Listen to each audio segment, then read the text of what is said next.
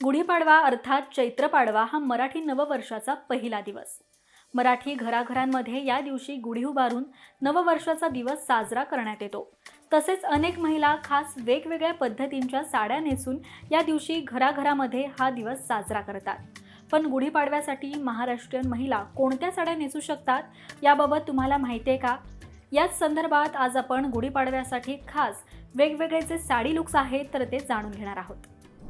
Number 1, गुढीपाडव्यासाठी सर्वात पहिला look म्हणजे अर्थातच पारंपरिक नऊवारी। नऊवारी साडी ही आपल्या प्रत्येक मराठमोळ्या घरातील जिव्हाळ्याचा विषय आहे। विशेषतः नववर्षाच्या दिवशी अथवा लग्न मुंज अशा समारंभात नऊवारी साडी आपल्याकडे नेसली जातेच। तुम्हाला नऊवारी साडी नेसता येत नसेल तर मार्केटमध्ये बाजारात अनेक दुकाने आहेत जिथे तुम्हाला रेडीमेड नऊवारी साडी विकत घेता येऊ शकते। तर या साडीचा रंग पारंपरिक गडद आणि उठावदार असावा हे नक्की लक्षात ठेवा। नंबर 2, महाराष्ट्रीयन साड्यांची शान म्हणजेच पैठणीचा वेगळाच तोरा आणि साज आहे।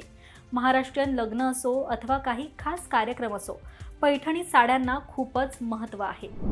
नंबर 3, आजकाल अनेक कार्यक्रमांना खणाच्या साडीचा ट्रेंड दिसून येतो। खणाच्या साड्या आणि खणाच्या साडीचे विविध ब्लाउज डिझाईन्स आणि त्याचे गडद उठावदार रंग हे अप्रतिम दिसतात। अगदी तरुणाईपासून ते अभिनेत्रीपर्यंत खणाच्या साड्यांनी सर्वांनाच भुरळ पाडली आहे। गुढीपाडव्यासाठी साडी लूक करायचा असेल तर तुम्ही हा पर्याय नक्कीच निवडू शकता। नंबर 4, नारायणपेठी साडी ही देखील महाराष्ट्रीयन पारंपरिक साडी असून आपल्याकडे अनेक सणांना या डिझाईनच्या साड्या नेसण्यात येतात। तुम्हीही गुढीपाडव्यासाठी लूक करण्यासाठी नारायणपेठचे डिझाईन्स निवडू शकता। सर्वात महत्त्वाचं म्हणजे ही साडी अजिबातच जड नसते आणि नेसण्यासाठी अधिक उत्तम असते। त्याचबरोबर अंगाला अत्यंत चापून चुकून बसते।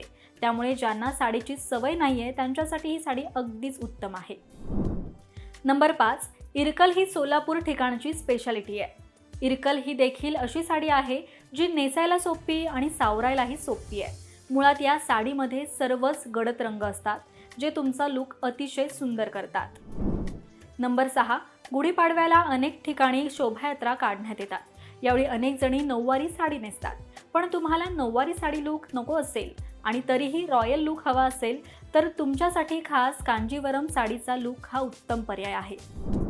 नंबर 7, जरीची साडी ही देखील पारंपरिक साडी असून गुढीपाडव्याला नेसण्यासाठी चांगली निवड आहे। पारंपरिक जरीची साडी ही कपाळी चंद्रकोर, गळ्यात मोत्याची माळ, कानात झुमके अशा मराठमोळ्या साजांमध्ये तुम्ही नक्कीच अप्रतिम आणि आकर्षक दिसू शकता। तर अशा मराठमोळ्या सणासाठी असा मराठमोळा लूक नक्कीच क्रिएट करा आणि हा व्हिडिओ तुम्हाला कसा वाटला हे कमेंट करून नक्कीच सांगा। पाहत रहा महाराष्ट्र टाइम्स। धन्यवाद।